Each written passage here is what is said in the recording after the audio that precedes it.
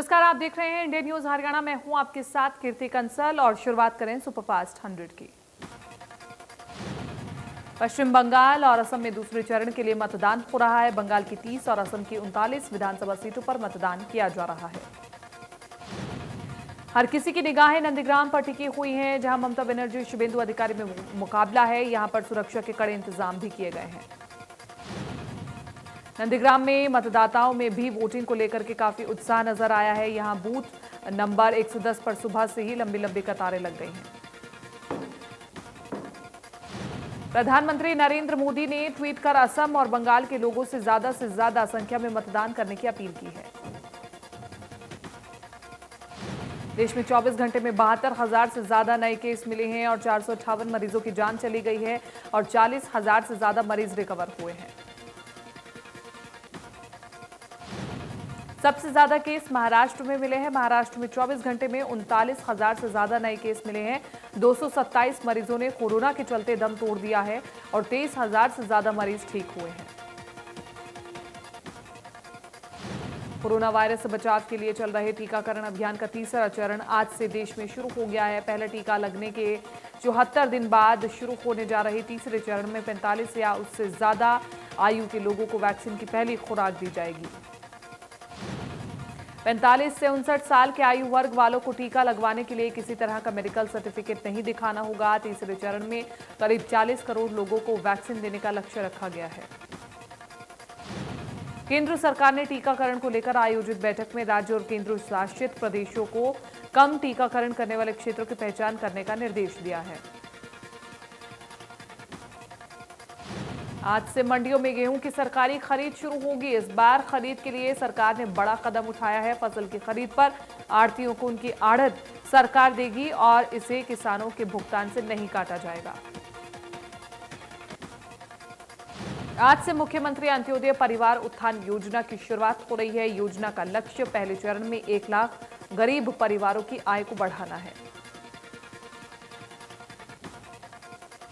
गृह मंत्री अनिल विज ने कानून व्यवस्था की समीक्षा को लेकर बैठक बुलाई है और हरियाणा निवास पर यह बैठक होगी और जिसमें पुलिस के वरिष्ठ अधिकारी शामिल रहेंगे।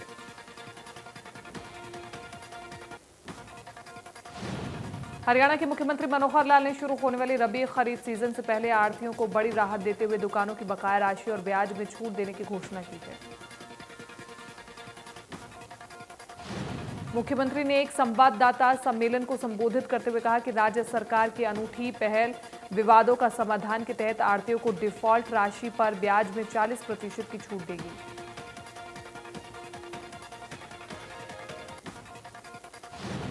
हरियाणा सरकार की ओर से एक तरफ जहां प्रदेश के किसानों के हित में बाजरे के एक एक दाने की खरीद सुनिश्चित की जा रही है, तो वहीं इसकी खपत बढ़ाने को लेकर भी सरकार काफी गंभीर है। सीएम मनोहर लाल ने बाजरे की खपत को लेकर पार्ले जी, आईटीसी जैसी मशहूर कंपनियों के प्रतिनिधियों के साथ वीडियो कॉन्फ्रेंसिंग के जरिए बाजरे की खपत बढ़ाने को लेकर के चर्चा की है। सीएम मनोहर लाल ने अनाज मंडियों में खरीद और गुड गवर्नेंस डे को लेकर प्रेस कॉन्फ्रेंस की। उन्होंने कहा कि 1 अप्रैल से प्रदेश में खरीद प्रक्रिया शुरू होने वाली और इसको लेकर के तैयारियां पूरी कर ली गई हैं। सीएम ने कहा कि कल से फसल खरीद शुरू हो जाएगी, यानी कि आज से फसलों की खरीद शुरू हो जाएगी। मंडियों में तमाम तैयारियां पूरी हो चुकी है। फिलहाल गेहूं की खरीद की जाएगी। सरसों का रेट एमएसपी से ऊपर है, इसलिए जब रेट सही होगा तब देखा जाएगा। गेहूं की सरकारी खरीद को लेकर पूर्व सीएम भूपेंद्र सिंह हुड्डा ने कहा कि गेहूं की नमी 14% से घटाकर के 12% कर दी गई है। किसान की लागत बढ़ रही है, आमदनी कम हो रही है, इसलिए किसान आंदोलन कर रहे हैं।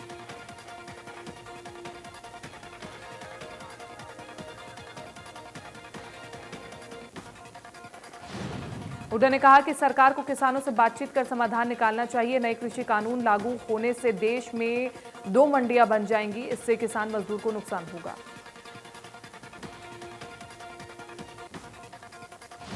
पंजाब में बीजेपी विधायक अरुण नारंग की पिटाई के मामले में पूर्व सीएम हुड्डा ने कहा कि वो इस तरह के विरोध का समर्थन नहीं करते। प्रजातंत्र में विरोध करने का भी सभी को हक है, लेकिन विरोध सीमाओं में रहकर किया जाना चाहिए। पूर्व सीएम हुड्डा ने बेरोजगारी को लेकर के सवाल खड़े किए, कहा कि प्रदेश में बेरोजगारी बढ़ रही है, युवाओं को रोजगार नहीं मिल रहा है। प्रदेश कांग्रेस कमेटी ने संगठन को मजबूती देने के लिए नए पदाधिकारियों की घोषणा करनी शुरू कर दी है। काफी लंबे समय से अटकी नियुक्तियों के कारण कांग्रेस का संगठन कमजोर पड़ता जा रहा है। भूलाचीका के गांव सैर में बीजेपी नेता के विरोध का वीडियो वायरल हुआ है। किसानों ने शोक सभा में शामिल होने पहुंचे बीजेपी नेता का विरोध किया, लेकिन इस दौरान बीजेपी कार्यकर्ताओं पर अश्लील इशारे कर किसानों को उकसाया गया। बीजेपी कार्यकर्ताओं के अश्लील इशारों के बाद किसान उग्र हो गए, जिसके बाद पुलिस को मौके पर बुलाना पड़ा। पुलिस ने बड़ी मशक्कत के बाद बीजेपी कार्यकर्ताओं को गांव से निकाला।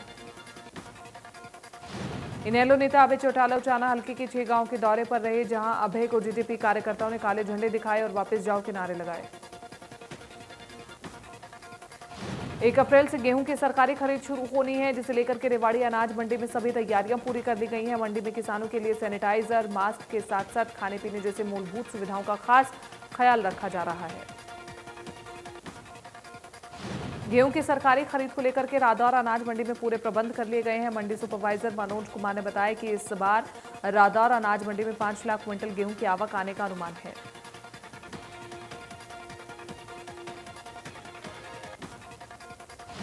हरियाणा की अनाज मंडियों में 1 अप्रैल से गेहूं की खरीद शुरू होगी, जिसके लिए सरकार ने सभी प्रबंध पूरे कर लेने का दावा किया है। लेकिन यमुनानगर अनाज मंडी में अभी तक ना तो सफाई व्यवस्था है और ना ही पानी की निकासी का प्रबंध।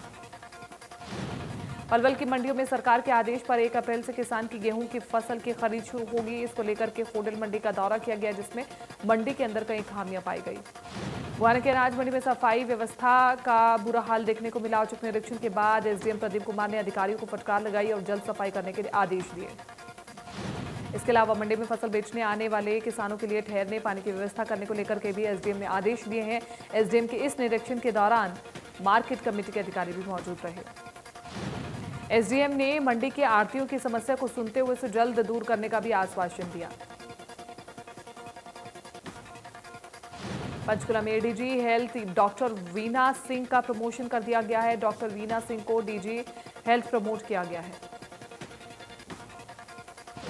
कृषि और किसान कल्याण विभाग में ओएसडी के तौर पर तैनात आईएएस अधिकारी सुमिता मिश्रा का तबादला विभाग में ही एडिशनल चीफ सेक्रेटरी के तौर पर किया गया। सरकार ने आदेश जारी किया। पलवल में विधायक दीपक मंगला ने राजकीय उच्च विद्यालय के भवन का 2 करोड़ 80 लाख रुपए की लागत से मरम्मत के काम का शिलान्यास किया। इस मौके पर कई लोग मौजूद रहे। विधायक दीपक मंगला ने कहा कि सीएम मनोहर लाल के कुशल नेतृत्व में पलवल जिले के विकास कार्यों में कोई कोर कसर नहीं छोड़ी है। बीजेपी सरकार में इस क्षेत्र ने विकास की दृष्टि से प्रदेश में अपनी अलग जगह बनाई है। विधायक दीपक मंगला ने कहा कि इस स्कूल के बन जाने से पलवल कैंप के बच्चों को शिक्षा के मामले में और बेहतर सुविधा मिलेगी। ये स्कूल आगामी 1.5 साल में बनकर के तैयार हो जाएगा। होडल शहर के चौराहों पर लगे अतिक्रमण की वजह से दमकल विभाग परेशान है। दमकल विभाग के कर्मचारियों ने कहा कि जब वो आग पर काबू पाने के लिए जाते हैं तो उन्हें जान की समस्या से जूझना पड़ता है। रविवार को द्वारका एक्सप्रेसवे पर हुए हादसे को लेकर के एनएचएआई ने जांच कमेटी का गठन किया है। कमेटी की रिपोर्ट आने तक फ्लाईओवर के निर्माण पर रोक रहेगी। हादसे को लेकर के एनएचएआई के प्रोजेक्ट डायरेक्टर और मैनेजर को सस्पेंड कर दिया गया है। कंस्ट्रक्शन कंपनी के 4 सीनियर इंजीनियर के साथ एनएचएआई के अधिकारी पूरी घटना की जांच करेंगे। गुरुग्राम द्वारका एक्सप्रेसवे के हादसे की जगह से मलबे के नमूने जांच के लिए भेजे गए हैं। घटनास्थल पर तथ्यों से कोई छेड़छाड़ न हो, इसकी निगरानी के लिए सीसीटीवी कैमरे लगाए गए हैं। हरियाणा प्रदेश के करीब 4000 आंगनबाड़ी केंद्र अब प्राइवेट प्लेवे स्कूलों की तर्ज पर विकसित कर दिए जाएंगे, जिसको लेकर के हरियाणा के मुख्यमंत्री मनोहर लाल ने महिला एवं बाल विकास विभाग को इस प्रोजेक्ट के लिए हरी झंडी दे दी है। अब खेल खेल में शिक्षा के माध्यम से नई शिक्षा नीति के तहत 5 वर्ष तक के बच्चे सरकारी आंगनबाड़ी जो कि प्लेवे स्कूल के रूप में विकसित होंगे, उनमें शिक्षित होने के बाद सीधे पहली कक्षा में दाखिला ले सकेंगे। नर्सरी और प्री नर्सरी का कार्य अब आंगनबाड़ी केंद्रों से प्लेवे स्कूल बने केंद्रों में पूरा कर लिया जाएगा। इसको लेकर के महिला बाल विकास विभाग ने सभी 22 जिलों में सीडीपीओ, सुपरवाइजर और आंगनबाड़ी वर्कर को प्रशिक्षण देना शुरू कर दिया है। कैथल में आंगनबाड़ी वर्कर हेल्पर यूनियन की महिलाओं ने सचिवालय के सामने धरना दिया। कर्मचारियों ने सरकार विरोधी नारे लगाए। आंगनबाड़ी वर्कर के मुताबिक सरकार पोषण ट्रैकर ऐप डाउनलोड करने के लिए दबाव बना रही है। आंगनबाड़ी वर्कर्स के मुताबिक आदेश है कि मार्च 2021 से हमारा वेतन ऐप डाउनलोड करने और डाटा अपलोड करने से जुड़ा हुआ है। हम ऐसा नहीं करते तो हमारा वेतन रोक दिया जाएगा।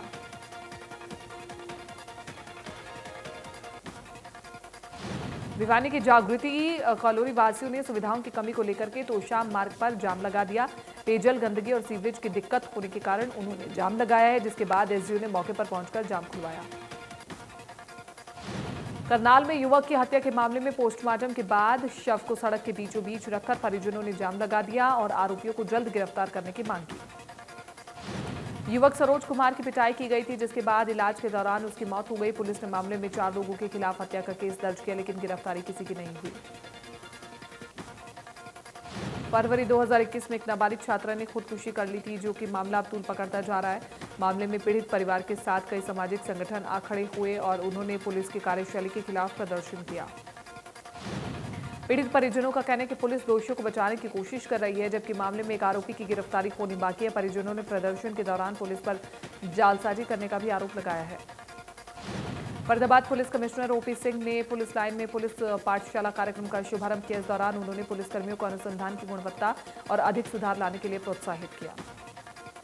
पुलिस कमिश्नर ने बताया कि कार्यक्रम का उद्देश्य अनुसंधान पुलिसकर्मियों द्वारा किसी भी प्रकार के लोगों की सहायता की जाएगी, इस बारे में अभी सभी पुलिसकर्मियों की ट्रेनिंग दी जा रही है। अनुसंधान पुलिसकर्मी द्वारा हादसे को लेकर के क्लेम फॉर्म भरने के बाद दुर्घटना में घायल हुए लोगों को सरकार की तरफ से आर्थिक मदद मिलेगी, जिससे लोग अपना इलाज बेहतर ढंग से करवा सकेंगे। फरीदाबाद में बुलेट बाइक से पटाखे छोड़ने और मॉडिफाई करके चलाने वालों के खिलाफ ट्रैफिक पुलिस का एक्शन देखने को मिला है। पुलिस कमिश्नर के आदेश पर जगह जगह चालान काटने का काम शुरू किया गया है। Traffic police ASI Anand Sharma के मुताबिक टिंगांव पुल चौक पर बुलेट से पटाखे छोड़ने वाले अब तक करीब 10 बुलेट चालकों के चालान हो चुके हैं। बुलेट मॉडिफाई करने वाले दुकानदारों का भी चालान काटने की तैयारी की जा रही है।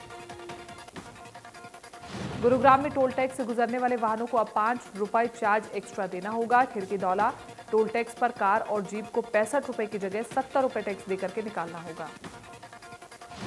टोल के रेट में जो इजाफा होने से लोगों की जेब ढीली होने वाली है। एक तरफ लोगों को टोल के जाम में मुसीबत का सामना करना पड़ता था और दूसरी तरफ टोल को हटाने के लिए लगातार मांग भी जारी है। इंद्री की गांव रामगढ़ छानो को करीब 27 साल के बाद नगर पालिका में शामिल किया गया है। अब यहां पर नगर पालिका की ओर से विकास कार्य करवाए जाएंगे। नगर पालिका के लिए यहां के लोगों को चुनाव लड़ने का अधिकार भी प्राप्त हो गया है। आपको बताएं कि जब इंद्री में पंचायत के बाद नगर पालिका स्थापित की गई थी, उस समय रामगढ़ छानो गांव को भी इंद्री नगर पालिका में शामिल करने की प्रक्रिया शुरू हुई थी।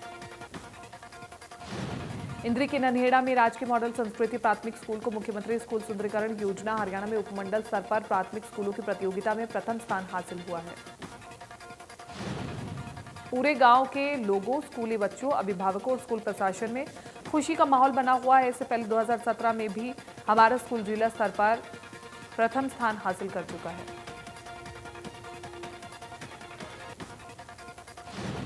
$70 लाख के गबन के मामले में पुलिस ने अपनी जांच तेज कर दी है। मामले से जुड़े 4 लोगों के खिलाफ दर्ज एफआईआर में एसीपी पृथ्वी सिंह और उनकी टीम जांच में जुट गई है। एसीपी पृथ्वी सिंह अपनी टीम के साथ डीडीपीओ के कार्यालय पहुंचे और यहां काफी देर तक मामले से जुड़े तमाम दस्तावेजों को खंगाला गया। इस दौरान डीडीपीओ राकेश मोर को जांच से जुड़े जरूरी दस्तावेज उन्हें सौंपने के लिए कहा गया। इस मामले में नए खुलासे भी जांच के दौरान सामने आ रहे हैं। गांव मुजेड़ी में बिना किसी काम के 27 लाख रुपए के चेक पूजा शर्मा ने अपने भाई की फर्म के नाम कटवा दिए। हांसी में कैफे की आड़ में चल रहे देह व्यापार के धंधे का पुलिस ने भंडाफोड़ किया है। पुलिस ने छापेमारी कर मौके से एक महिला समेत 4 लोगों को गिरफ्तार किया है। मौके से कैफे संचालक को भी गिरफ्तार किया है। बल्लभगढ़ के रंजीत सिंह एनक्लेव राजा नाहर सिंह पार्क के स्थानीय लोग पिछले 1 साल से ओयो होटल की अवैध गतिविधियों से परेशान हैं। अब स्थानीय लोगों ने होटल के खिलाफ विरोध करना शुरू कर दिया है। स्थानीय लोगों की माने तो उन्होंने परेशान होकर के इसकी शिकायत पुलिस से की, लेकिन पुलिस एक्शन लेने के बजाय शिकायत वापस लेने को कह रही है, जिससे वो काफी नाराज हैं। कोसली में डीटीपी की टीम ने करीब 3 दर्जन से ज्यादा अवैध मकानों को तोड़ दिया है। विभाग की ओर से 200 ऐसे लोगों को नोटिस दिया गया था जिन्होंने अवैध तरीके से निर्माण किया हुआ था। पंचकूला के माता मनसा देवी मार्केट में प्रसाद लेने को लेकर मारपीट हो गई। मारपीट का वीडियो सीसीटीवी कैमरे में कैद हो गया, जिसके आधार पर पुलिस मामले की जांच कर रही है। पंचकूला के रायपुर रानी के नजदीक जंगल एरिया में आग लग गई। आग लगने से लगभग 4 एकड़ में कई पेड़ जल करके खाक हो गए। चश्मदीदों के अनुसार बिजली ट्रांसफार्मर में शॉर्ट सर्किट के कारण आग लग गई। फतेहाबाद के दरियापुर बाईपास पर चालान काट रही ट्रैफिक पुलिस की टीम पर 3 युवकों ने मोटरसाइकिल चढ़ा दिया, जिससे वो बुरी तरह से घायल हो गए। युवकों को पुलिस ने रोकने की कोशिश की थी और इस दौरान वो वहां से भागने की कोशिश करते हुए पुलिसकर्मी पर बाइक चढ़ा दी। हालांकि तीनों युवकों को काबू कर लिया गया है। कुरुक्षेत्र की शाहबाद उपमंडल में पुलिस ने करीब 27,000 शराब की बोतलों को नष्ट किया है। नियमानुसार जो अवैध रूप से पुलिस ने शराब पकड़ी थी और कोर्ट में उनके मुकदमे भी निपटा चुके हैं, उनको नष्ट किया जा रहा है। अंबाला में दिन दिहाड़े हुई गैंगवार के आरोपियों को पकड़ने में पुलिस ने बड़ी सफलता हासिल की है। ताबड़तोड़ फायरिंग में 2 लोगों की जान चली गई थी, जिसके बाद से ही पुलिस की कई टीमों ने आरोपियों की तलाश शुरू कर दी। एक शख्स की हत्या मामले में जिला पुलिस ने एक आरोपी को गिरफ्तार किया। आरोपी पर पुलिस ने 25,000 रुपए का इनाम भी रखा था। आरोपी ने 2019 में होली वाले दिन अपने साथियों के साथ मिलकर के शख्स की हत्या की थी।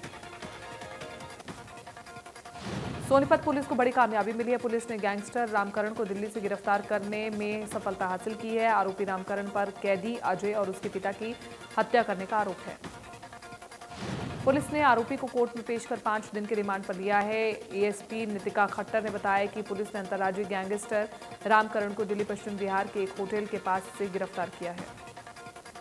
पलवल के होटल में पुलिस ने गश्त के दौरान एक युवक को अवैध पिस्टल के साथ गिरफ्तार किया। युवक यूपी से पिस्तौल लेकर के अपने गांव जा रहा था। वहां वो किसी बड़ी वारदात को अंजाम देने की फिराक में था। फतेहाबाद पुलिस ने युवक को एक अवैध पिस्तौल के साथ साथ 11 जिंदा कारतूस के साथ गिरफ्तार किया है। बताया जा रहा है कि युवक फरूख नगर में दोहरे हत्याकांड में शामिल था। फतेहाबाद की कैंटर यूनियन के पास सब्जी खरीदकर वापस लौट रही महिला के गले से सोने की ताबीज छीनकर आरोपी फरार हो गया। सीसीटीवी की मदद से पुलिस आरोपी की तलाश कर रही है। झज्जर के मंडी मोहल्ले में 3 बदमाशों ने 2 लाख रुपए की लूट की है। बदमाशों ने एक दुकान में घुसकर के लूट की और मौके से फरार हो गए। लुटेरों ने गन पॉइंट पर लूट की वारदात को अंजाम दिया है। लूट करने के दौरान दुकान में कुछ ग्राहक भी थे। बदमाशों ने ग्राहकों के भी मोबाइल फोन छीन लिए। रतिया के टोहाना रोड से जहां चोरों ने रात के अंधेरे में सैनिटरी की दुकान को अपना निशाना बनाया। चोरी करने के लिए चोर छत के रास्ते दुकान में घुसे और दुकान में रखी नकदी और सामान लेकर के फरार हो गए। दुकान में सीसीटीवी कैमरे भी लगे, लेकिन चोरों ने सीसीटीवी कैमरों की तारें काट डाली। फिलहाल पुलिस आरोपी की तलाश में जुटी है। बल्लभगढ़ के सेक्टर 3 में एक चोर ने मंदिर को अपना निशाना बनाया। चोर ने मंदिर के दान पात्र को तोड़कर के करीब 40,000 रुपए की चोरी की और मौके से फरार हो गया। चोरी की यह घटना मंदिर में लगे सीसीटीवी कैमरे में कैद हो गई है। मंदिर के पुजारी ने बताया कि रात के वक्त एक 25 से 26 साल का युवक मंदिर में घुसते हुए सीसीटीवी कैमरे में देखा गया। हांसी में पुलिस ने कैफे एंड पार्टी हॉल पर रेड कर कैफे संचालक सहित 5 लोगों को काबू किया, जिसमें 2 महिलाएं शामिल हैं। ये कार्रवाई महिला थाना पुलिस की ओर से की गई है।